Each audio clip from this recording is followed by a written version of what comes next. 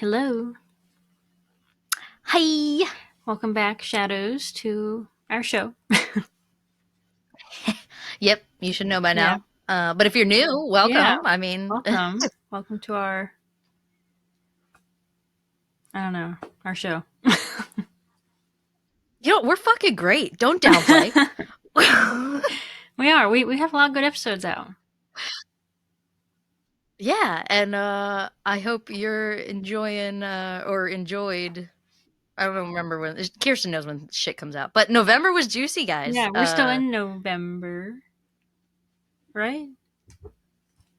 I look at my Yeah, calendar. I know. We I think so. Wait. Or is this your December episode This now? might be my December because we have True Crime and a Dime. Yeah, Yeah. this is December. Happy Christmas. Merry Christmas. Yeah, Merry Christmas. See, I even if you're watching on YouTube, I have my coffee cup in a little mug and it says baby it's cold Oh, yeah, that's outside, so perfect. 'tis the fucking season. But we hope you enjoyed that juicy November we gave yous. Yeah, I think we said it was brutal November because the cases were a little rough, but Yes. It we got was, through it. but and also that's what you're here for, really, is true crime, and I hope Yeah, we delivered. it's true. Those were true crime stories. That's for sure. Yeah. You clicked on it. You knew what you're getting Yep, into. that's true. You did it to You yourself. filthy animal.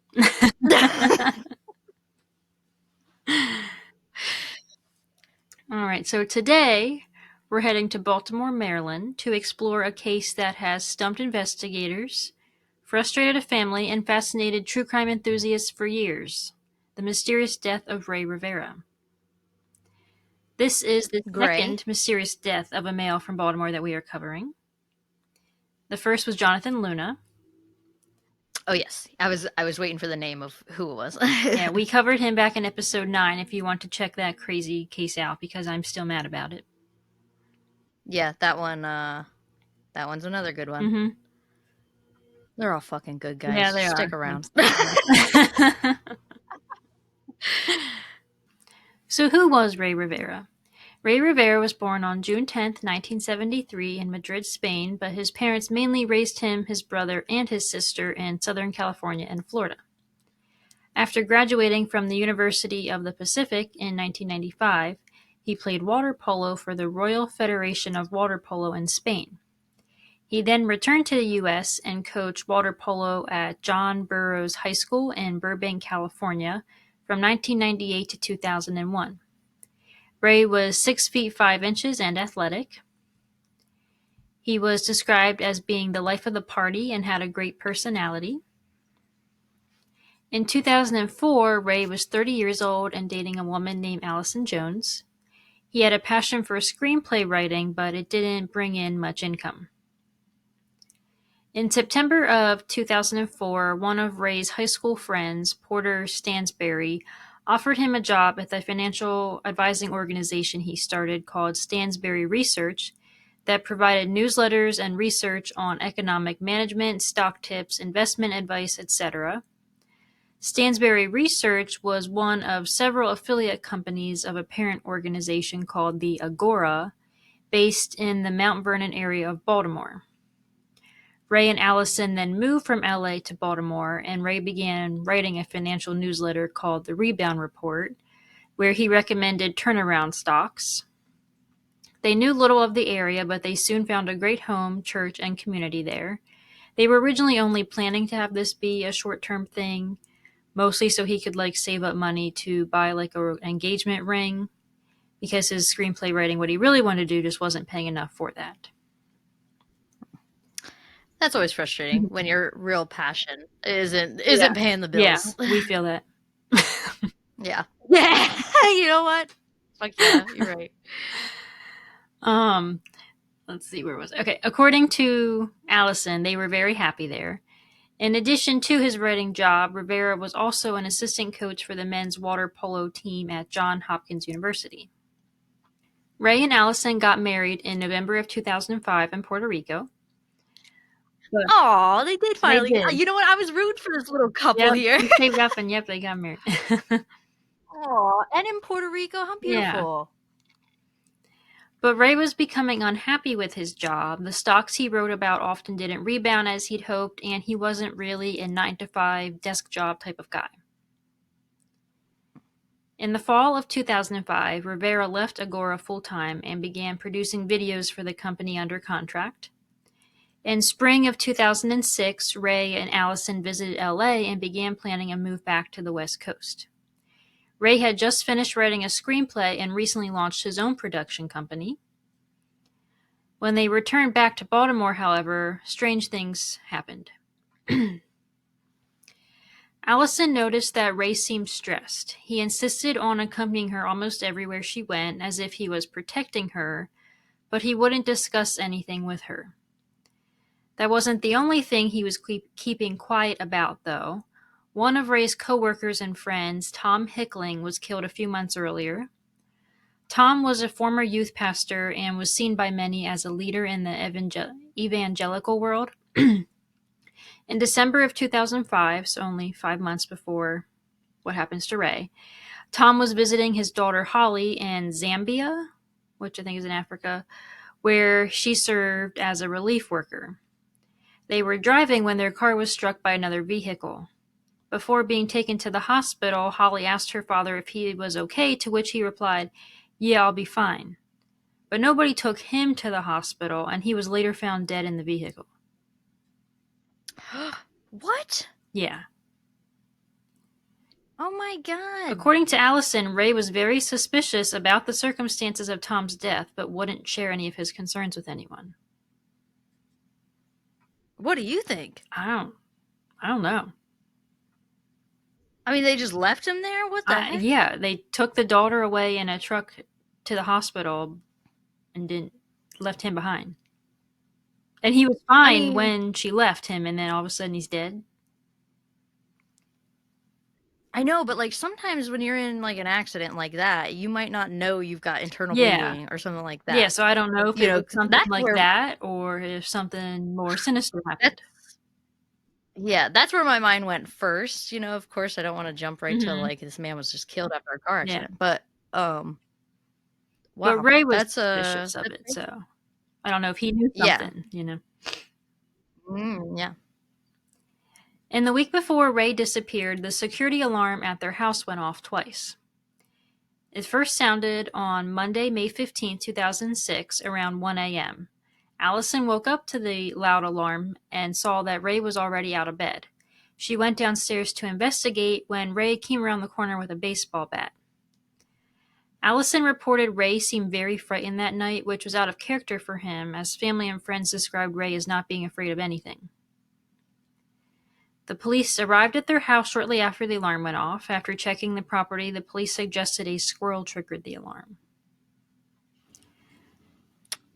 But the next night, Tuesday, May 16th, around 1 a.m., the security alarm was triggered again, at the same time.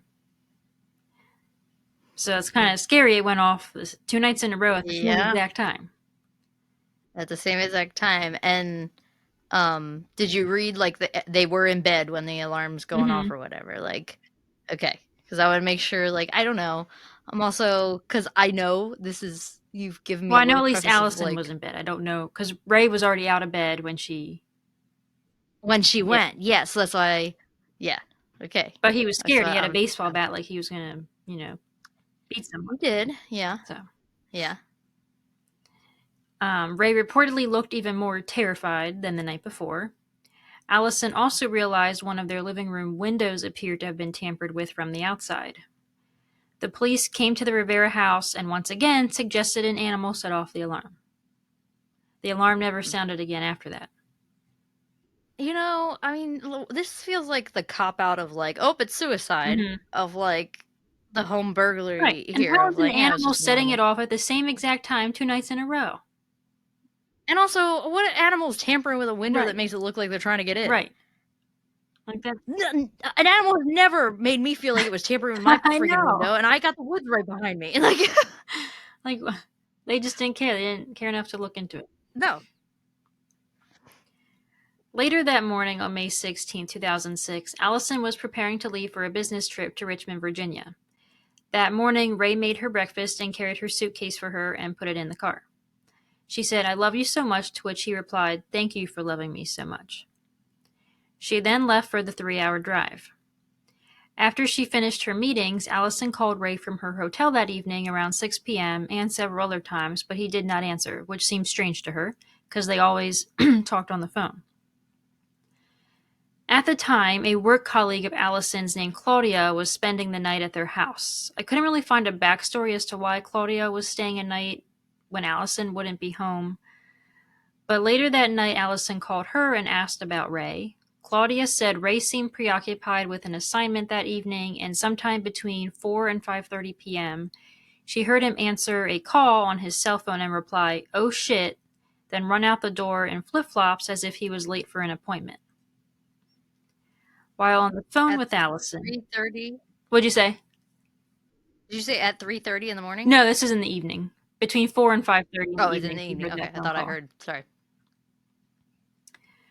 Oh, okay. So we're not in the morning. We're in the evening. Okay. Yeah, so this is later that, so the alarm had gone off at 1 a.m., and then this is later that day, then this is all happening. Okay. All right. Gotcha. While on the phone with Allison, Claudia checked around the house and noticed that all of the lights were on, as well as Ray's computer in his office, but he had not yet returned back home. The next morning at 5:30 a.m., Claudia called Allison and told her that Ray still had not returned. This was when Allison knew something was wrong, so she checked out of her hotel and returned home. She called Ray's family and friends, but no one had heard from him. Ray's brother Angel flew to Baltimore to help search for him. When Allison arrived home, Ray was still not home, and in the kitchen she found his laptop, an open soda can, a bag of chips, and his Invisalign braces. Upstairs, she noticed that the bedroom light and office light were on. That afternoon, around 3 p.m., Allison reported Ray missing to the Baltimore police. Later that evening, This Ray's... is Oh, sorry. sorry. This is I'm already frustrated. Um and like I never want to sit here and put any blame. Like there's no blame on anybody. Mm-hmm. You have no idea how you're going to react in these circumstances, right? But if my significant other who ran out the door randomly in flip-flops is not home by midnight that night, I'm freaking out. Yeah. Like And it also I don't didn't help that I know Allison was away in another state. was away. Mm-hmm. Yeah, like, I don't wanna put any pressure on the friend that was staying there or whatever, but I don't know if I would've been able to sleep that night. Yeah. Like, haven't heard from him, nothing. I would've been, like, jumping in the car and driving back from it was a 3-hour drive, midnight, baby, I'd be there 3 Yeah, AM. and You the know what fact that I he mean? left in Like such a hurry. yeah, and, like, she got the story from the friend saying that he literally said, "Oh, shit," flip-flops, out the door, never came back. Mm-hmm. It Suspicious, is. right Yeah. away, like, no way. Especially when it's out of character for him. Yeah, yeah, and, like, you're not home, like, God, I'd be freaking out. Mm-hmm. Later that evening, Ray's parents, his sister, brother Angel, Allison's parents, and some friends all helped search for Ray.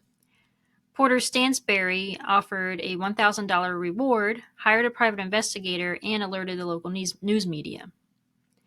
Porter had told a journalist that Ray was, quote, "a happy guy. He and his wife just booked a trip to New Mexico in a few weeks. This is not a man that wanted to leave. I've got to find my friend. I can't imagine my life without him. He's my best friend," end quote. Ray's brother Angel also spoke with a reporter saying, quote, "It's completely out of character. He's not only going to tell you where he's going to tell you how he got there.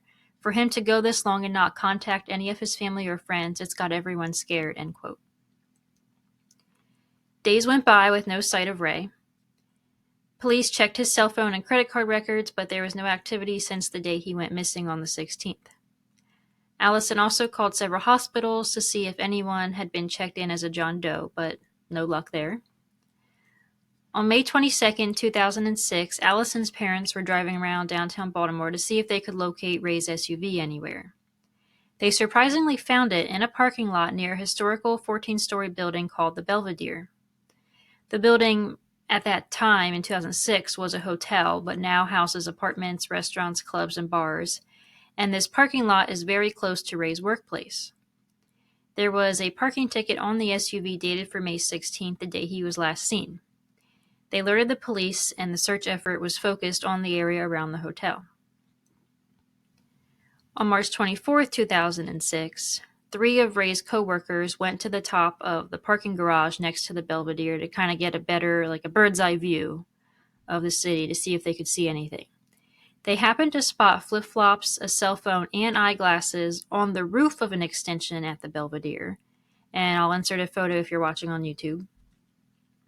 This extension of the building was only 2 stories high, though, and there was also a hole in the roof next to the items. So we have the Belvedere Hotel, and then, like, in the back, there's this little extension, but it only goes up 2 stories. Whereas the hotel Okay. itself is, like, I think 14 stories high. Okay. So this gave them an uneasy feeling, so they alerted police, and several officers responded. The hole in the roof was above a conference room that was rarely used.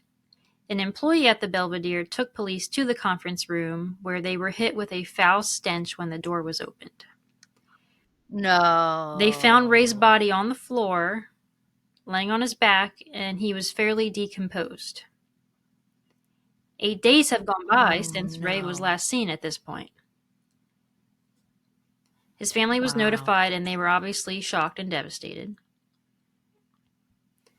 Police began an investigation. Detective Mike Baer was among the first officers on the scene of it was on the scene. He and Detective Mingle led the initial investigation, collecting evidence from the scene and Rivera's home. The two detectives recovered evidence, including Rivera's computer and a typewritten note, which was later sent to the FBI for analysis. This note is very bizarre. The font was like shrunk down super small to the point it like made it difficult to read, and it was folded up and tucked in plastic and taped to the back of his computer screen. Again, if you're watching on YouTube, I'll insert the pictures, or you can go to our Instagram. Allison told producers of Unsolved Mysteries, who did an episode on this case, that she knows the note was written the day vanished because there were scraps of it in the trash can that weren't there before she left for her trip. The note starts Okay. off, quote, "Brothers and sisters, right now around the world volcanoes are erupting. What an awesome sight. Whom virtue unites, death will not separate. That was a well-played game. Congratulations to all who participated. I hope you enjoyed it. But it was time to wake up, so here I am. I'd like to welcome those who accepted our invitations for membership during the game. We couldn't have done it without you. I took on the endeavor to find the truth, but it's not for its own sake. In accepting the quest for the truth, I hope to make myself, with the help of others, into a man worthy and ready to receive it. Members of the council, please note that I will lend careful concentration to the traditional responsibilities. In light of those proceedings, I will satisfy the standard request of this council within the appropriate time." End quote. He goes on to reference celebrities who had died, as well as a list of some people Rivera knew personally, such as his wife, dad, brother, Tom Hickling, who died, and Porter Stansberry, with a request for them to become 5 years younger. It also included a list of Um movies that he liked, and it contained mentions of random things like Wi-Fi, Internet, Ethernet, MPEG, JPEG, MP3, Invisalign, genetic engineering, the human genome, cloning, and overnight express shipping.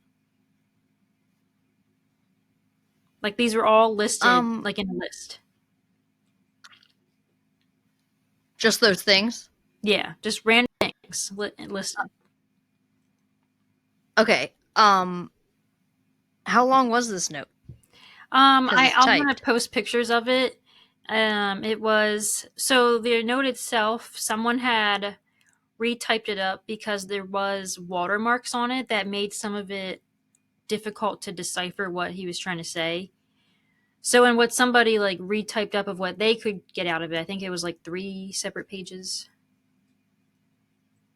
Okay. Um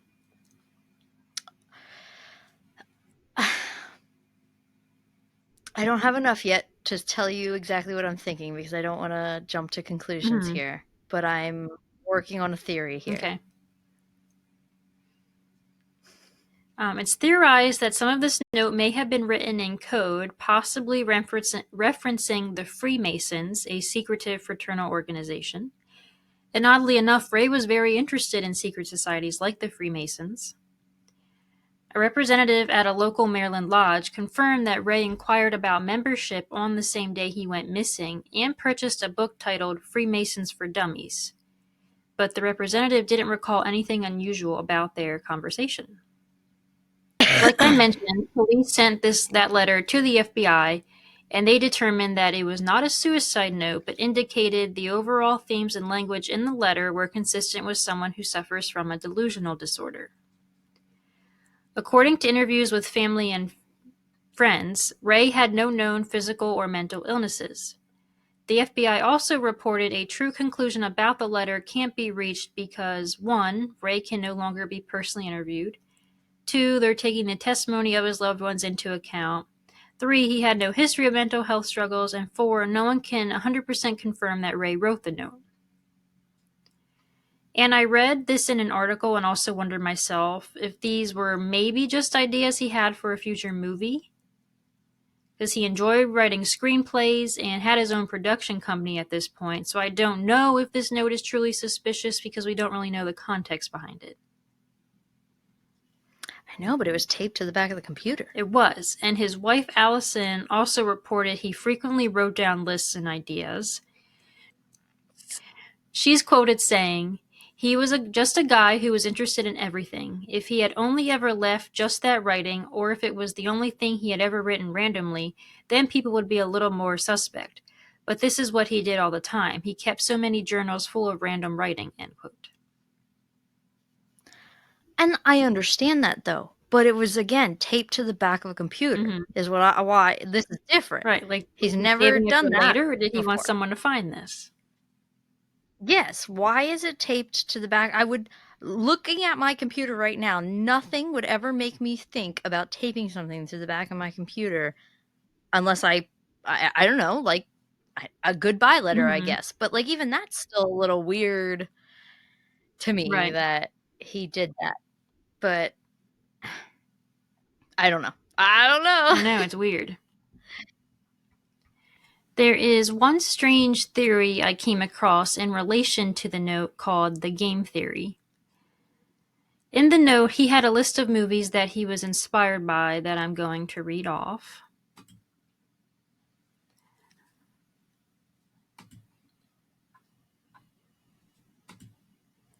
Okay, so I'm going to read directly from this note. It says, quote, "I'd like to briefly mention some movies, books, and music I found very inspired and compelling. I'd like to meet any of you who helped contribute to these works.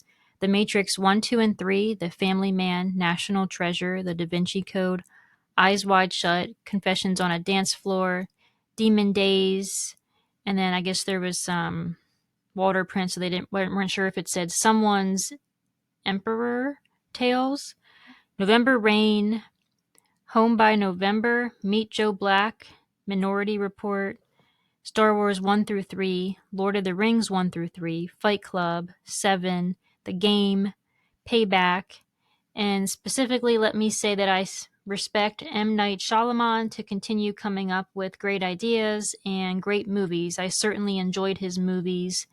The Sixth Sense, The Village, The Others, Signs, Unforgettable, and then the last was Unreadable.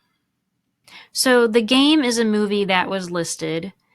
In The Game, actor Michael Douglas portrays a rich banker who receives a birthday gift from his brother, a real life game that Douglas has to participate in, but he doesn't know it, and that takes him on an adventure. Near the movie's end, Douglas jumps off a building, crashes through a glass ceiling, and lands in a chair where he sees everyone who participated in the game and realizes what's been happening. A few Redditors have suggested that Ray may have been envisioning himself in the movie when he possibly jumped off the Belvedere's roof.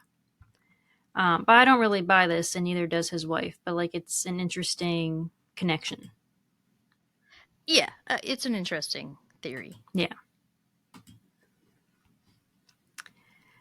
So as far as other evidence. His cell phone and glasses were found at the scene undamaged.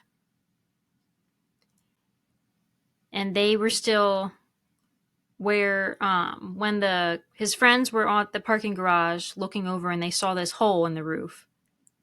That's where his cell phone and glasses were, and his shoes. So the assumption is he fell How? through I this want to hole, know.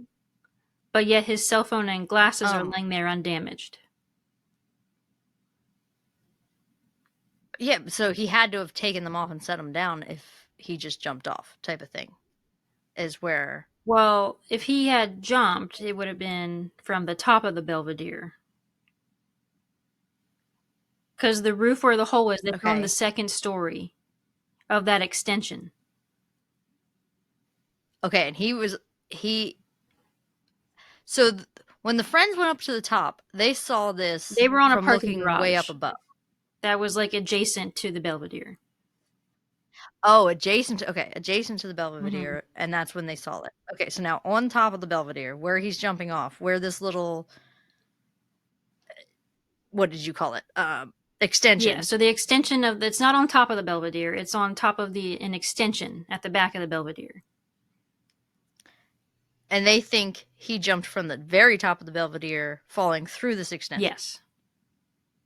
But his cell phone, flip flops, and glasses were found on the extension. Yep, on the extension above, like next to the hole, and they're undamaged. And there's no way he could have gotten up to that extension otherwise. We're gonna get into Okay. it. Okay. He sustained catastrophic injuries from this fall, but those flimsy objects went unscathed. Detective Yep. Bear thought the things at the scene seemed staged. None of the Belvedere camera recordings place Rey inside or outside the building on May 16th. And the real strange part is the cameras on the roof of the Belvedere were either disconnected or not working on May 16th, but had been working the day before on May 15th and were working the day after on May 17th. What the fuck? So at this point, police are assuming he jumped, and this is where he landed. The initial police report says his 3 co-workers who spotted the hole were transported to the homicide office for statements. An investigative reporter, Stephen Janis, for the Real News Network, who did a piece on this case, had access to the case files, and he said there's no notes from police interviews in the files. Very few crime scene photos exist, and the scene was not properly secured. Oh, fucking shocker. We're in Baltimore I here. know. Like the East Coast of LA. Yeah, I pretty mean, let's much. be real here. One thing in the police files, though, was that the last phone call Ray received at home before going missing was from Agora, his former employer. Okay, all right. Porter Stansberry refused to speak to or cooperate with investigators or media following Ray's death and ordered his employees from doing the same as well. Okay, yeah. But yet, when he first went missing, he's offering a reward and talking to media saying, I need my best friend back. Yeah. And now that things look like they're pointing back at them, all of a sudden we're going to tuck tail and go run and hide and try and not cooperate. Mm-hmm. They're going to make it difficult. What I don't know. I don't know about you, but I mean, that fucking screams guilty to me. Of something. Suspicious. Whether it's yeah, like whether it's I don't know, because also I'm sure there's other theories if I'm thinking of these things in my head that, like, not saying that the blood is on his hands, but what if they were doing something else that Mm-hmm. was fishy, Right. especially with the whole phone call right out the door of, oh shit, and then running out the door. Right. So I'm not saying like murder's the crime here, but doesn't mean there isn't other crimes happening. Mm-hmm. In 2002, before Rivera even joined the company, Stansberry and Associates came under fire for selling fraudulent advice to investors and was sued by the Securities and Exchange Commission. Stansbury was found guilty of security fraud in 2007 and fined $1.5 million. So that's just a little interesting side note. That's an interesting side note in how much money this man has. Mm-hmm. Yeah, that too. Because money talks, baby. We've said it before. Uh-huh. Yep. Yeah. In Ellen Greenberg's case, yep. Yep. An autopsy was completed by David Fowler on May 25, 2006, at the office of the Chief Medical Examiner for the state of Maryland. And I'm going to read directly from the ME report, as I have it in front of me here. The body was that of a well-developed, well-nourished, moderately decomposed Hispanic male in a black, white zip front jacket, yellow t-shirt, gray underwear, and green pants, which were ripped at the anterior upper left thigh. The body weighed 251 pounds and was 6 feet 4 inches in height and appeared compatible with the reported age of 32 years. The body was cold, exhibiting generalized bloating, patchy red, green, brown discoloration of the skin, with marbling and skin slippage. Rigor had passed. Lividity was present and fixed on the posterior surface of the body, except in areas exposed to pressure. Injuries of the head and back will be described below. The scalp hair was short and brown. The periorbital soft tissue and orbital globes were severely decomposed. The eye sockets, external auditory canals, external nares, and oral cavity contained fly larvae.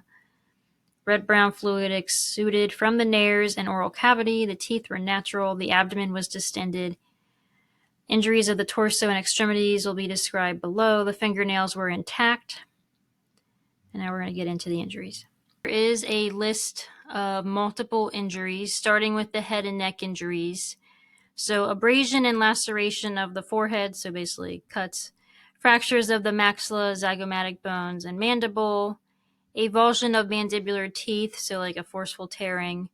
Multiple skull fractures, multiple base of skull fractures, subgaleal hemorrhage, which is in the brain, subarachnoid hemorrhage in the brain, hemorrhage of anterior neck muscles.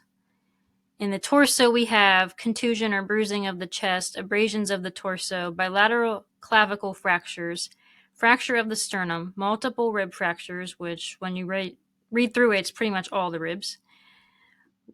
Lacerations of the pulmonary trunk, atrial septum, left and right ventricles of the heart, bilateral lung contusions or bruises, lacerations of the lungs, lacerations of the liver, laceration of the right groin, fractures of the right pelvis, hemorrhage of the right testicle. And for extremities, he had abrasions to his upper and lower extremities, but no fractures of his upper extremities, which is important. Lacerations of the lower extremities, and fracture of the right tibia and fibula in the right leg. Okay. You want my analysis? Sure. Okay, so I like that you point out the whole extremities things. To me, that sounds like he didn't brace himself whatsoever falling off the Exactly. fucking That's building. what I wanted to point out. He has no hand fractures.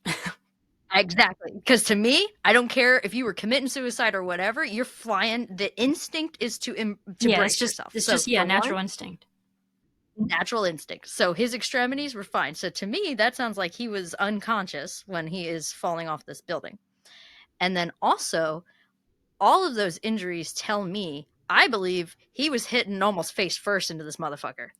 Because, like, not quite head first, because it wasn't like all the top of his head, but like maybe like a downward angle belly flop. Do you know what I mean? More to the right side because he's got all this damage on his right testicle, right hip, all those things. So to me, I picture like a halfway angled body falling through the air, all willy nilly because he's not bracing himself, and he is smashing into the top of that building. That's what I picture in my head. I don't know if that's how you police think. Exactly. That's not what police think. Not exactly. Okay, but from those injuries, don't you think that's a pretty decent? I feel like it's a decent They theory think from he the fell injuries foot of first. like, fuck off. Yep. Yep. We're gonna get into it, but yep. Yep. Fuck right off. Yep. Fuck right off. I'm just some hoodlum off the street, okay? And I can sit here and tell you that he did not hit foot first. Get out of here. So in the opinion of the ME at the end, he says This 32-year-old Hispanic male, Rey Omar Rivera, died of multiple injuries sustained as a result of precipitation from a 13-story building. According to investigation, the decedent had been missing for approximately 1 week and was discovered moderately decomposed in a locked conference room on the second floor of the building. A hole was in the roof above his body. Injuries at the time of the autopsy were consistent with a fall from a height and included multiple lacerations, abrasions, and contusions, multiple skull fractures with injury of the brain, multiple fractures of the sternum and ribs, with injuries of the heart and lungs, and fracture of the right tibia and fibula. Because the circumstances surrounding the incident are unclear and it is not known how the deceased came to have precipitated from such a height, the manner of death is best classified as undetermined. Alcohol detected in the decomposition fluid may be entirely or in part due to decompositional changes. Toxicology testing for drugs was negative. Okay. So, based on his injuries, a fall alone does not account for all of them, in my opinion.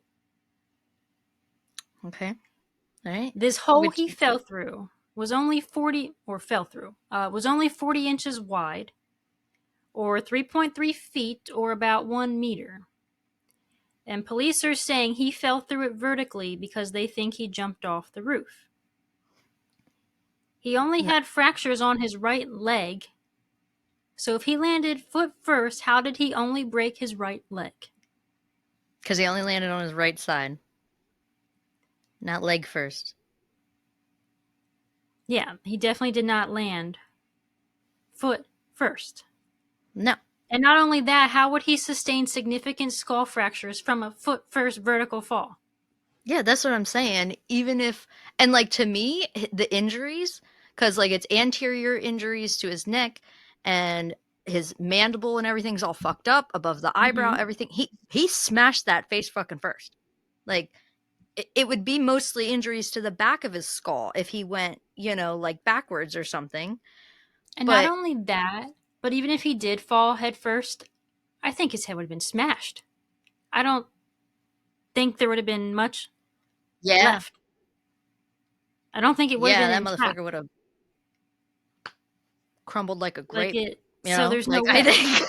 There's no way he Yeah. fell foot first or head first. No, that's why I'm saying to me, it is like a diagonal fall where like there's no one set point that took the That full doesn't make brunt sense with the hole, though. the way I'm saying. Yeah. Why? Your body How could did be he fit three through the feet hole? angled. I don't know. Like I if mean, you're your angled body like isn't going this, to create a round hole, though. You know what I mean?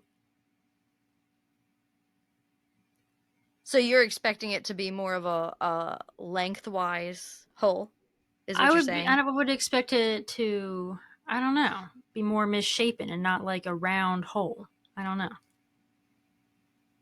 No, I could picture a round hole of a Even if body he fell falling through through. it, how you're saying, Yeah, because especially if he's unconscious, his feet could be touching the back of his head as he's falling through the air. maybe, I yeah. mean, your body can literally be crumpled into things a lot smaller than you think, especially when you have no bodily control and like Hmm. all your muscles are now relaxed and stuff. I feel like I mean, he was a big guy though. I'll Yeah, give he you was. that. Yeah. He is a big guy. Hmm. We I mean, also he don't know where this hole came from. was Was it already there, or did the force of his body falling from 14 stories create the hole? yeah. I mean, was there reported material from the roof then like under his body or There was anything? some debris on the ground,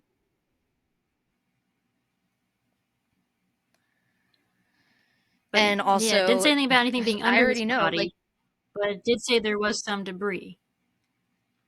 and also, which, like, And I I did know read there that the was roof not a wasn't proper well police report done. constructed, so it's plausible that a fall, I guess, the force of a fall could have caused him to fall right through. Um, Also, am curious, was there weather damage in this conference room from this hole? Yeah, and that's not said because it's like a locked room that no one ever really Yeah. used. Yeah, and the police didn't do a proper report of the scene and anything. Like, the police would see that, Mhm. there was water damage or, I don't know, fucking bugs, leaves, whatever Right. getting in through a hole or something, but there's no report on that. Mhm. So, No. And, like, yeah. if the hole was But already there, how on earth would he fall directly through it? yeah, what are the chances of that? Like, there's no way. There Yeah, was no blood or I agree with tissue on that. the hole, which seems impossible if the hole, like, wasn't already there.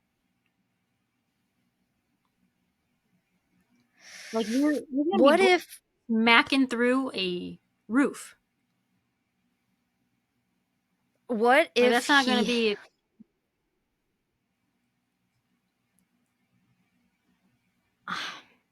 I don't know. My theory isn't a good one either. I was gonna say, what if he was thrown onto the roof, laid there on the roof, that he damaged enough that then, as the days went on, a hole developed? yeah, I don't know. And then he just fell through that hole? That I know, like, it's just a theory I'm throwing out there, but it's so Mhm. hard when you don't have enough evidence to sit here and like Yeah, piece it together. right, because that kind of impact is gonna leave behind blood. That's what I'm saying, because like that's why I immediately was like trying to thinking in my head of like backtracking that theory, because with that kind of skull injury and stuff, there would be blood splatter on the roof. Mhm. Um, Probably Which there wasn't brain yet. bits, yeah, Mhm. brain bits and everything, across the roof at that kind of height, hitting something, and say he didn't directly fall through and just sat there for a couple of days. But all right, Ray's wife and brother both reported that Ray was extremely afraid of heights. So if he was going to, kill himself like police and others are speculating, why would he choose to do it in a way that involved heights? yeah, Like, that doesn't make sense to me. Like, no, if you're yeah, that afraid of heights, why would you choose to jump off a roof? I there's not a part of me that's thinking this is a suicide at this point. So Yeah. Yeah. even the letter that he supposedly has written that they're thinking is a suicide note is not convincing me. So Well, FBI did say it did not appear to be a suicide note. They just oh, okay, agreed that it was strange. strange. Okay, Ray did frequent the Belvedere, its restaurants and clubs, since he worked nearby and he knew a few bartenders. Two bartenders who knew Ray were working on the evening of May 16th, but reported they did not see him. Allison admitted to police that she and Ray had previously been to the roof of the Belvedere Hotel together to watch a sunset. And I have read in different sources that getting to the roof is not easy if you don't know where you're going. There's different hallways and staircases you have to use, and you would likely be seen by someone. But if he's been like on the roof before, I guess he probably likely knew how to get back up there. If he did indeed go up on the roof that night. yeah. But it's also reported that the roof door is usually locked. Police theorize that Ray jumped off the roof of the Belvedere and fell through the roof of the expansion of the building where he was found. And then now the problem with this is the hole he fell through is not directly below the roof of the Belvedere. The hole sits 45 feet out from the ledge of the Belvedere, meaning he would not only have to jump, but leap 45 feet out before falling straight down. We need Mythbusters. I need them to throw a body off of a building that is 13, Well, 14 stories high. there was an engineering study done of Ray's Yes, case yes.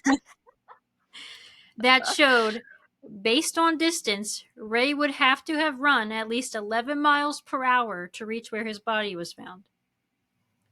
And he was wearing flip flops. Yeah, they That's not should possible. really do some yoga before they reach that far. Mhm. Because Also, there's the no. men's long jump world record said by American athlete Mike Powell, was 29 feet. We're Yeah. supposed to believe that this former athlete beat that world record while wearing flip flops. But Kirsten, then is there another building he could be falling off of? I am with you. I am on the side of like he did not yeet himself off the side of that Mm-hmm. building. But it's also sounding like somebody else didn't yeet him off the side of that building either. Right. Well, it's also been theorized that maybe he jumped from the roof of the parking garage where his friend spotted the hole from. But even jumping from that roof to land where he did, he would have had to jump 20 feet out to land like in that hole or through that hole. Okay. So he would still have had to jump 20 feet Yeah. to land where he did. Yeah. And the parking garage roof from the roof of the Belvedere extension where he was found was also about like 20 feet in height. So not nearly as high as the Belvedere stands. But Detective Bear felt that a jump from the parking garage into the roof would have been survivable. And he did not believe that the injuries to Ray's body matched up with a fall from 20 feet. I don't think so either. It doesn't sound like it. So the parking garage jump is kind of ruled out there. Well, why the fuck isn't the Belvedere Mr. 45 feet yeeting myself? Like, how much effort are we putting in here to fucking kill myself? It's like, damn. Detective Bear even thought Ray's death was likely a homicide, but he was reassigned just 3 weeks into the investigation. Mm. Because somebody was paid off. So we have a detective that's actually seeing what's happening here, and they move him to a different case. He was reassigned. Yeah. A third theory was that Ray fell or jumped from a ledge on the 11th floor of the Belvedere, because this ledge wraps around the whole building. However, he could only access that by going through either an office or someone's condo. And the windows on this floor, I guess, were only like half windows, so they didn't open very far. Plus, the ledge was very small, so it would have been difficult to maneuver without falling off of it, let alone getting a running start. Yeah, that's true. Running start, yeah. So, despite the inconsistencies in this case, the Baltimore police ruled Ray's death a suicide. Of course they fucking did. Yep. Wow. Even though no person, even the world record holder, can jump 45 feet, this is a suicide. Also, let's re-point out here that there was no injuries to his extremities. Again, Mm-hmm. showing he did not brace for impact, so he was not conscious, in my opinion, when he is smacking that roof. Yes. I agree. But where did this motherfucker fall from? Right. How did he get where he got? Yeah. Allison met with the medical examiner who was involved in this case. The examiner said that they were not planning to close it, despite the police department's ruling. The examiner told her that the way his shins were broken was not consistent with a fall. However, they would not say how they believe the injuries actually occurred. Ooh, probably a crowbar straight to the shins. Yeah. So that brings us to our next topic. How else did he get those injuries? His wife and family believes his death was the result of a homicide.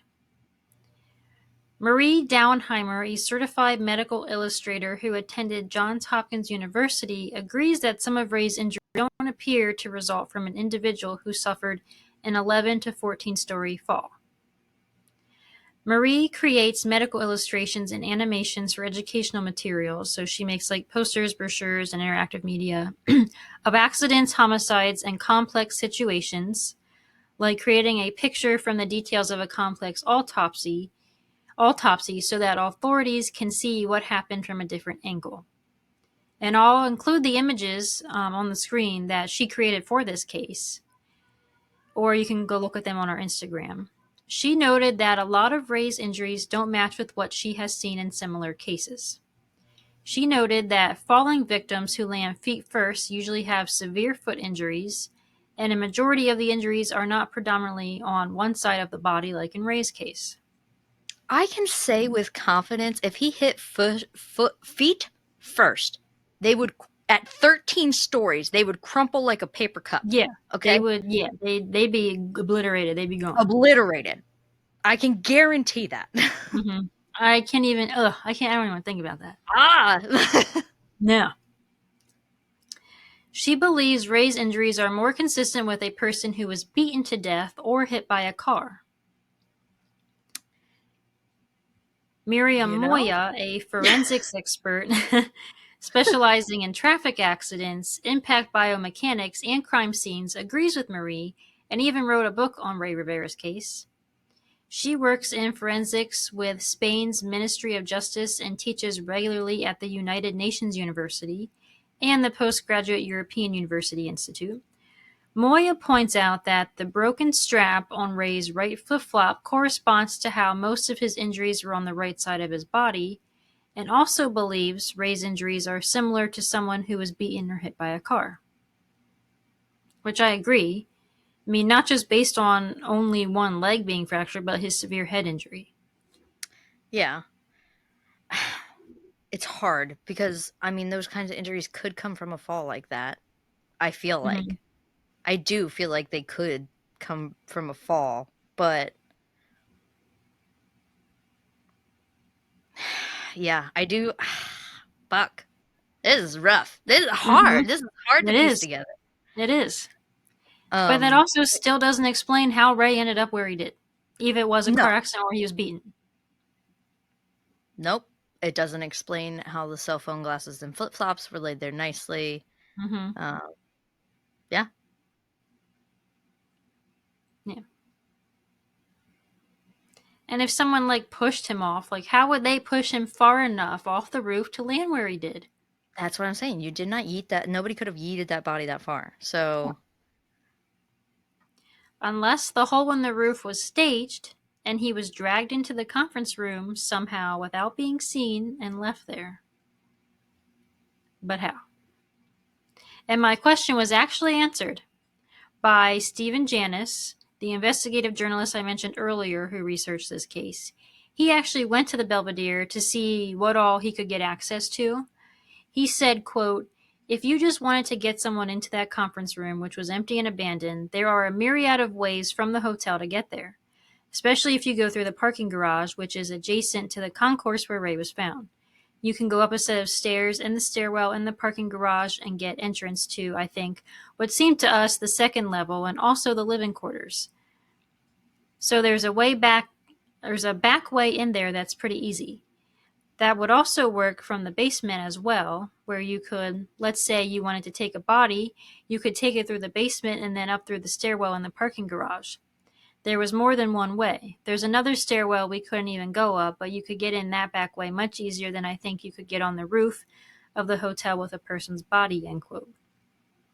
So it seems plausible that this whole thing, pun intended, was staged.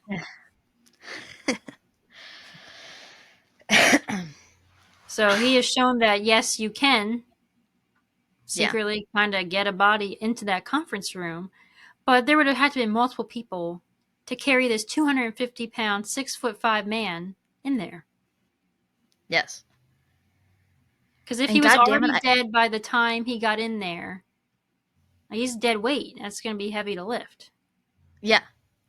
Which to me, this is. I mean, if we're gonna go for like the capping of the shins hit by a car, that to me this sounds like a. I don't want to say mob hit, but like it gives those Mm-hmm. vibes. Do you know what I It mean? does. Like, Like um, he knew something and they're taking him out, or I don't yes, know. and Or he money owed a debt that he fucking couldn't pay and they're taking him yes. out. That's what I'm saying, and money fucking talks. So I'm not saying that like his employer, the blood zone, directly on his hands, but to me, doesn't mean he didn't have somebody, sitting in his back pocket that takes care of his dirty work. You know what I mean? And Right. like Ray just did something that I don't know. We don't know, but like somehow an oh shit phone call causes you to leave the place, get the shit beat out of you because you fuck someone over somehow, and then next you know it, multiple, because like you said, I think it would take multiple people if it is staged. Mm-hmm. That's a hell of a staging. It is. That's to break down a roof. But I do see why we could think it's staged, because the cell Hmm. phone, the shoes, and all that. Because honestly, my theory earlier that I was piecing through in my head was that he did fall through the roof, but people, whoever did this to him, got back up on that roof and put his glasses and cell phone and everything up there to, I don't know. Why? Why would they do that though? Part of the staging. I think they probably threw him back up through the hole, um, for them to just be found, to make it look like, oh, Ray was here and then he fell through this hole. Or maybe they stood on a ladder or a chair and just placed the items up there. I And know, then, but like, like, it's like, was that hole there though, or did they create the hole as part of the staging? yeah, yeah. I, wow, Because no one seems to this know how is long this hole was there for. no, nobody can say how long this hole's there. We have no reports if there was weather damage in this fucking conference room. Um, Hmm.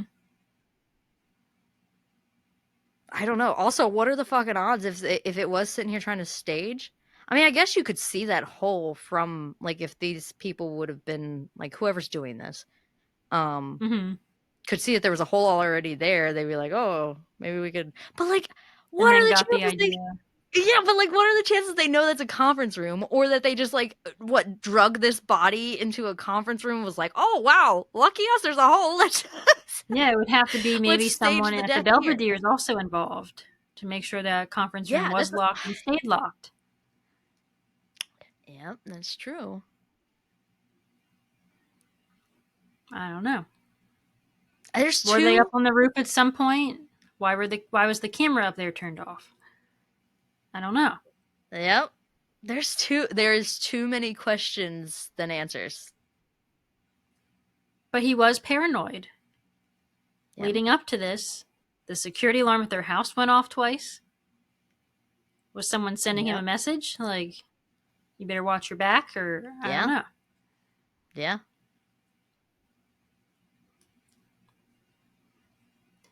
So now we're going to get into what's been done over the years since Ray died in 2006, and unfortunately, it's not much. Stephen Janis, the investigative journalist, was interviewed and asked, quote, "What are your thoughts on how the Baltimore Police Department handled the investigation, and are you aware of any case activity in recent years or any new developments since Unsolved Mysteries released?" And he responded, quote, "I mean, if indeed Baltimore City Police Department gave us all the documents that are related to this case, I can say unequivocally that no, nothing happened in this case after like June 3rd or 4th of 2006. In those documents, there is no indication that they did a single thing after that period of time. Of course, I have followed up with police, and they're very non-committal about anything happening since. But we went and visited the last detective, Marvin Sednor, and he indicated to us just recently after the show came out, we went and tried to talk to him and indicated to us that nothing had been done. He didn't say that he'd been working on it. Of course, he's retired, but no, I think it's pretty clear that this was stopped in June of 2006. The reason, I don't know, end quote. Because they So ruled it no a one's, suicide. yeah, they're not actively trying to do anything in this No. case. No. They Even though ruled it a the Emmy ruling suicide. is undetermined, it's determined in the police's books. Yeah. Then they wash their hands of that. They don't care. Hmm. He had access to the files in this case, and he also reported that there was no indication that police subpoenaed Ray's cell phone records, meaning there's no evidence they actually tried to find out who exactly made the phone call to Ray from Agora the day he went missing, Yeah. I figured which that is they potentially the last person who spoke to him, and they likely have a lot of answers and may even be involved. that's what I think. At one point, police contacted the owners of the garage adjacent to the building, the one they speculated he could have jumped from, to see video camera footage, but then they never follow up. There was also no diagram created of where the body was. Steven spoke to a homicide detective and he said, "You always do a diagram." Yeah. So that's kind of where this case ends as far as police go. It's not closed, but they're also not actively investigating. Wow. That's Despite everything we know, the death of Rey Rivera remains unsolved. It is a story that invites debate, speculation. What really happened on that fateful day in May? Was Rey Rivera's death a tragic suicide, or is there more to the story? Why did he rush out of the house that day? What was the mysterious phone call he received, and how did he end up at the Belvedere in such an improbable location? Some believe Ray was involved in something bigger, possibly tied to his former employer. Others point to the odd details of the scene, his missing personal items. Oh, that's one thing I forgot to mention. He had a money clip that he always had on him that was never found. okay. The cryptic note found taped to his computer, and the unusual manner in which he entered the building. The truth for now remains shrouded in mystery. That is a fucking mystery. Mm-hmm. What the hell? Yeah, because I can't sit here and settle on one definitive theory I have at all. Not at Right. all. I know he was murdered. I know this was a Yeah. homicide. It's not a I just yeah, don't not a know all suicide. the specifics of how they pulled it off. No.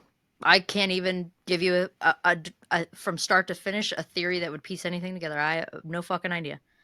None of it makes Right. sense. Nope.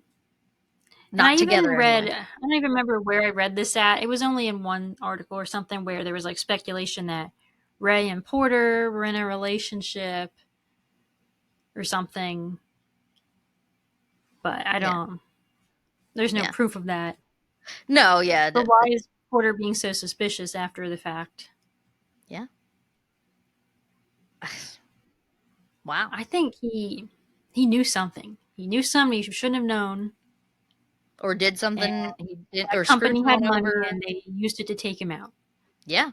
I think I think that's the only solid thing I could say that I feel like has any kind of weight here, but I still can't tell you how they did it. Yeah, I don't But know. I mean, Yeah, I tell think us. he was severely beaten Um, and other things, but let us know what you yeah, guys think. Uh, yeah. Please give us your theories. yeah, because this one's crazy. Wow. Yeah, this case was a big rabbit hole, and trying Well, to piece together all the little theories and all the little avenues this goes down yeah, was quite difficult. I bet. And it's kind of sad though because honestly, we probably will never get the answers for this. Yeah, and his poor wife and his family, they just want Yeah, answers, and they seem like they loved each other so much. yeah, I think that's sad. I mean they hadn't even been married that long, No. not even a year, Yeah, and that's then he sad. mysteriously dies Yeah. in a very violent way. Yeah. In a scary way because we don't even know how the fuck it really happened. Yeah, and whoever could have been involved is just out there walking around. Yep. It was the boss with the big money.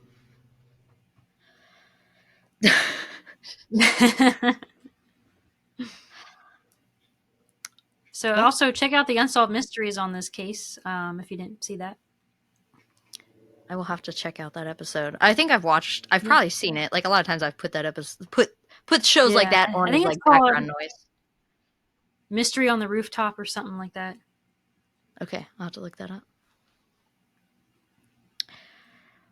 Make like a shadow and follow us on Facebook, Instagram, and YouTube at. Lurking in the Shadows podcast. Check us out on TikTok at. Lurking in the Shadows pod. Any questions, case suggestions, or concerns, shoot us a Gmail at.